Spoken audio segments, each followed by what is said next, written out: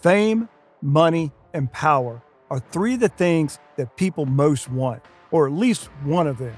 But they can expose you to some pretty dangerous situations or lead you to an unhealthy lifestyle that ultimately can end your life early. And the music industry is no stranger to this. Let's explore some of the most tragic deaths of rock stars. On a cloudy night on September 26 in 1986, Metallica was traveling in Sweden for their tour when Cliff Burton and guitarist Kirk Hammett were deciding who would get to sleep in the preferred top bunk, which Hammett had been occupying. The guitarist gave his bunk to Burton and slept up front. He probably thanks God for that decision because the bus left the road and flipped over on its side. Burton, who was asleep in the top bunk, was thrown through the window and the bus came down and landed on top of the bassist. Burton was trapped underneath the bus and reportedly they tried to rescue him by lifting the bus with a crane, but the crane slipped and the bus crashed down on top of Burton a second time. People don't know whether he was dead before they lifted the bus or if he died because of the second impact. Nevertheless, the 24-year-old musician died at the scene. Burton's ashes were scattered at the Maxwell Ranch in California, and Metallica's Orion was played at the ceremony. The lyrics for the song, "To Live is to Die," are engraved in his memorial stone. This death was completely out of anyone's control, but sometimes people put themselves in situations where death is just around the corner. The Doors singer died at age 27 in Paris. Around the time the Doors released their fourth album, drugs and alcohol were making its effects on Morrison. His performances were getting worse each time, and he was unreliable, missing sessions in the studio. Fed up with the pitfalls of stardom, Morrison and his girlfriend, Pamela Courson, moved to Paris in March 1971. It seemed that Morrison was able to find peace there.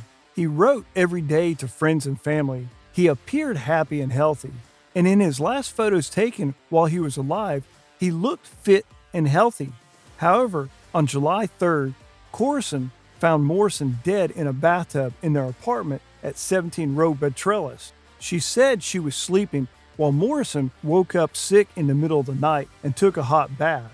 No autopsy was performed on the body of the musician, nor was there an examination. Courson's story was taken as truth, even though her story changed in every telling. And when she died 3 years later of a heroin overdose, any other information about Jim Morrison's death died with her. But in recent years, testimonies have come to light from some figures of the Parisian nightlife scene. In 2007, a journalist from New York Times, Sam Burnett, came forward with an alarming story from the time he managed the Rock and Roll Circus Club in Paris, a club where Morrison used to party on countless nights. Bennett affirms that Morrison did not die in the bathtub. Instead, he claimed in his book, The End, Jim Morrison, that the band's frontman died in a toilet stall at the Rock and Roll Circus. On July 3rd, he allegedly saw Morrison meet up with two drug dealers before going to the bathroom around 2 a.m. He wrote in his book that when they found him dead, he had a little foam on his nose and some blood too. The doctor said it was probably a heroin overdose. However, a death like Morrison's is not rare in the music industry for the wild presence and normalization of substances in a musician's lifestyles. Bon Scott, the legendary 33-year-old AC/DC frontman, was out having fun drinking with friends, and as the evening progressed, Scott passed out in his car and choked to death on his own vomit. Guitarist Angus Young said in an interview that, for the band, it was like losing a member of their family, adding that he was not only their friend, but also somebody who they've been working with all the time. Another artist with a similar death is Jimi Hendrix, one of the greatest guitar players in the world. His life was cut short when he was found dead at the age 27 in London. The official version of his death is that he died from choking on vomit after a drug overdose. However, there are other rumors about how he died. James Wright, a road manager who worked for Hendrix's manager Mike Jeffrey, has his own version. He says that Hendrix was killed by a gang who broke into his hotel room by orders of Jeffrey and forced wine and painkillers down his throat until he drowned. The other rumor is that he died from having sex with his girlfriend and had a heart attack. One story is definitely lighter than the other, but we'll never know the truth. People like to theorize about deaths and create rumors to make the story more interesting or to make it fit the narrative they created in their heads. Just like the death of this next artist that had quite the rumors surrounding it. Cass Elliot, or Mama, became a household name for being part of the folk pop group The Mamas and the Papas. However, her weight has been a topic of discussion in life and death. It almost kept her out of the band because John Phillips didn't want to accept her as part of the group because of her weight. Cass still maintained a stated career in music and television even after The Mamas and the Papas had ended. On July 29, 1974, she passed away from a heart attack in Mayfair, London, England, at 32 years old. However, not even Elliot's death could make people stop talking about her weight. A rumor spread that she died choking on a ham sandwich. Cass's only son, who was 7 at the time, said that the rumor was one last slap at the fat lady. Cass was staying in a flat owned by singer Henry Nilsson that he loaned to her for her shows in England, and her death was just the first death that occurred between those walls. Keith Moon was the rock star of the rock stars. He was in second place on Rolling Stone's list of the 100 greatest drummers thanks to his chaotic drumming. He was one of the backbones that helped The Who become one of the greatest bands of the era. Roger Daltrey said to GQ that Moon lived his entire life as a fantasy. Since Moon helped create many of the stereotypes that exist in rock and roll, like smashing hotel rooms and the frequent alcohol and drug use that later would get him in trouble. On the night of January 4th, 1970, Moon and company left the pub surrounded by skinheads that were harassing him.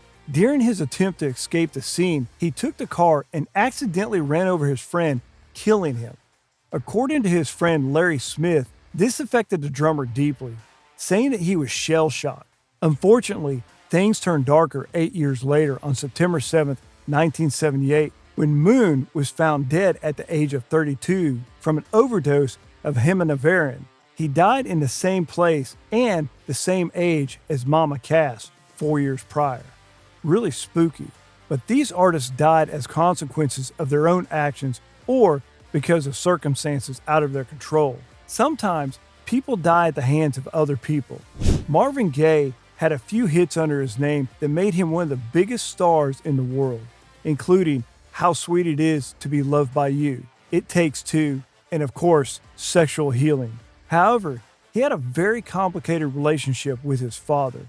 Marvin Gaye Sr., who disapproved of Gaye's career, had even had a history of physical altercations with his son that go way back to the singer's childhood. On April 1st, Marvin and his parents got into a heated argument that eventually progressed into Marvin's dad taking out a .38 pistol and shooting his son in the heart. Not satisfied with that, he stood over him once more and shot him again.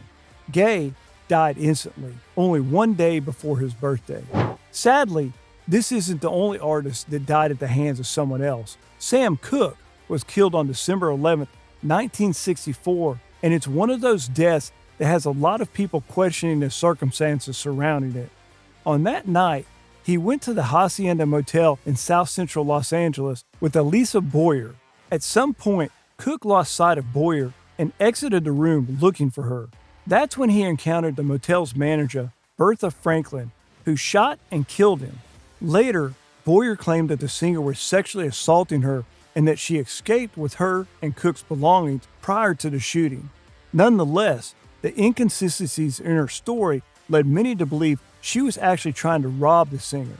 On the other hand, Franklin excuses her doings, saying that she did it in self-defense, a story that has also been questioned by many others many times. Some people even suggest that Cooke was kidnapped and taken hostage in the motel. The FBI didn't do any further investigation into the killing, and the hotel manager's actions were ruled as justifiable homicide. I guess this is another story that we'll never know if the people involved are telling the truth or not. Nevertheless, in this next story, there was an actual kidnap. Peter Tosh is one of the biggest reggae stars in history. He was a founding member of the successful band Wailers, alongside Bob Marley and Bunny Wailer. However, he left the group in 1974 and started his solo career. But on September 11, 1987, Tosh's life was cut short by a three-man gang that entered his Jamaican home. They tried to rob the musician, demanding money from him, but the men got very angry when he explained that he didn't have cash in his house.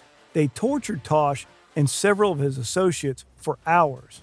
Eventually, they got bored or had enough. They opened fire, killing Tosh and two other people and wounding several others. What did you think about this video? If you like it, please hit the like button. And if you love to gossip about rock stars, or if you are a rock star, this is the place for you. So subscribe. Please take care of yourself, and I'll see you in the next video.